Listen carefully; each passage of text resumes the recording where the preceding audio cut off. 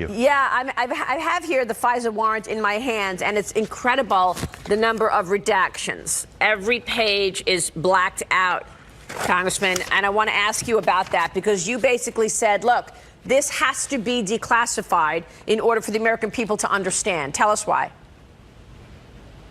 Well, it's kind of like Groundhog Day. If you remember a few weeks ago when I was in New York and on your show, we were talking about the heavy redactions that were done to the House Intelligence Committee's report that actually had the information on what Russia was doing in the election. However, it had been totally redacted, so the public couldn't see it, while in the meantime, the media was essentially attacking the Republicans' work. Well, now here you have another situation where with the FISA that we fought so hard to make sure the public has understood that Clinton paid for dirt was used to get a warrant to spy on an American citizen using our secret counterintelligence capabilities in this country. So now, I can't see it, but you held it up, I think roughly 75% of that FISA that came out last week that look, and we're glad this came out for the public to see.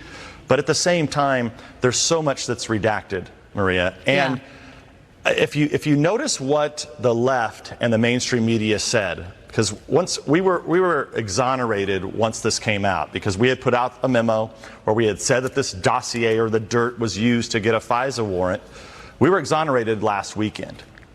But now, if you look at what they were saying, they said, oh, but the really juicy stuff, it's actually the really stuff that proves collusion and how bad Carter Page really was and how they were colluding with Russians, that's what's redacted. Well, that was kind of the news for 48 hours. But once the left and the media found out that the House Republicans on the Intelligence Committee had asked back in June for the president to declassify up to 20 pages, you hear crickets. You hear nothing. You don't hear them. They don't want that unredacted. They don't want transparency for the American people. So the president has the letter from us.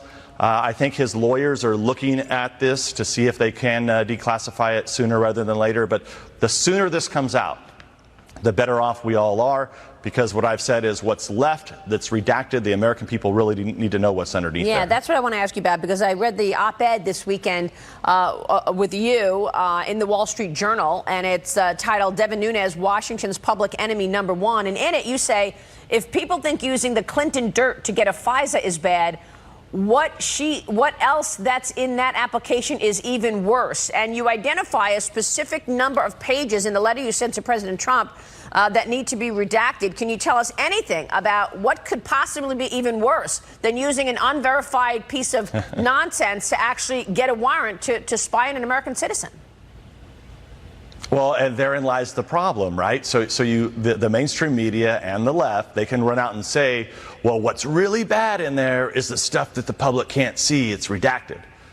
But the reality is that's not the case. Those of us who have been providing oversight over this issue, we've had several of our members who have been painstakingly going through it piece by piece. And we are quite confident that once the American people see these 20 pages, at least for those that will get real reporting on this issue, they will be shocked by what's in that FISA application. Has the president read the unredacted portions? I have no idea what the president has or has not read. Okay. All I know is that we sent him a letter back in June asking him to declassify those 20 pages or more. I mean, if they can declassify, the more the better. But I think the bulk of what we would like to see are 20 pages in the last FISA that was signed by the Deputy Attorney General Rod Rosenstein. You know, it seems that the midterm elections become that much more important. The stakes are so high on these midterm elections. We wouldn't know any of this stuff without your committee and your colleagues at Judiciary and Oversight. We wouldn't know half of the stuff that took place in the 2016 elections. What happens if the House flips and the Democrats take the majority in the House come the midterm elections? Well, that is what I said in the Wall Street Journal interview. Yeah, the Wall Street Journal interview over the weekend, I stated that I am quite confident, because I've seen this game played many times before.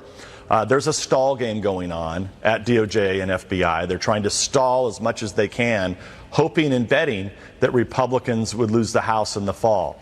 And if that happens, then it shuts down everything. Rod Rosenstein will not be held in contempt. FBI will not be held accountable.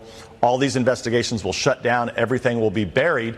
and you'll be left with media narrative saying, oh, what the public can't read, what you really can't read, what's blacked out, that's the really bad stuff against Carter Page and the Republicans and the Trump campaign.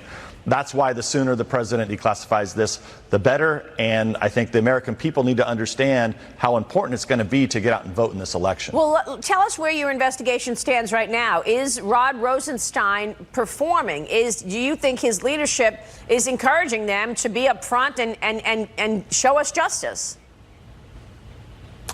Well, what I can tell you is that there was a move late last week to begin impeachment.